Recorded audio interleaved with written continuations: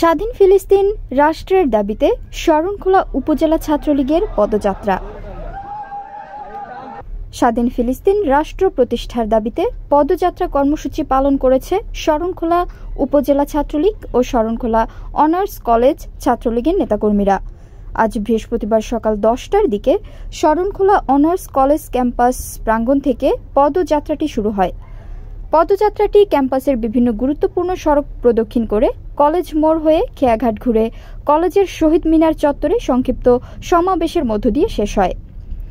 এ সময় বাংলাদেশের জাতীয় পতাকার পাশাপাশি ফিলিস্তিনের পতাকা প্রদর্শন ও বিশ্বের বিভিন্ন দেশে চলমান ছাত্র আন্দোলনের প্রতি সংহতি জানান নেতাকর্মীরা।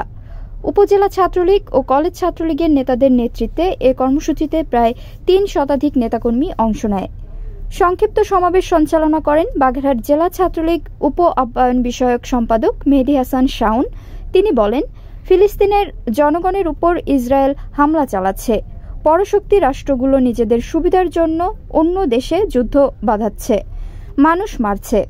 আমাদের দাবি, দ্রুত একটি স্বাধীন সার্বভৌম ফিলিস্তিন রাষ্ট্র প্রতিষ্ঠা হোক। সভাপতিত্ব করেন উপজেলা ছাত্রলীগের সাবেক যুগ্ম আহ্বায়ক সাইফুল ইসলাম জীবন। তিনি বলেন, ফিলিস্তিনে যেভাবে নির্বিচারে মানুষকে হত্যা করা হচ্ছে, মানবাধিকার লঙ্ঘন হচ্ছে। আমার মনে হয় এর বিরুদ্ধে প্রত্যেক শিক্ষার্থী, সচেতন নাগরিকের কথা বলা উচিত।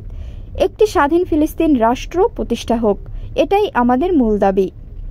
এ সমাবেশে উপস্থিত ছিলেন কলেজ ছাত্রলীগ নেতা জিসান ফকির, সিফাত নাহিদ, হৃদয়, নবী হোসেন, সাব্বির শিকদার, তাওহিদ, ফয়সাল, নীরব, পিয়াল, নয়ন, নওয়াজ আমিন অনিক, উপজেলা ছাত্রলীগ নেতা ইমু মির, মাইনুল ইসলাম মামুন, রুবেল বাশার, হাসিব, জুনায়েদ জনি, জসিব, মাসুম, সাইফ প্রমুখ।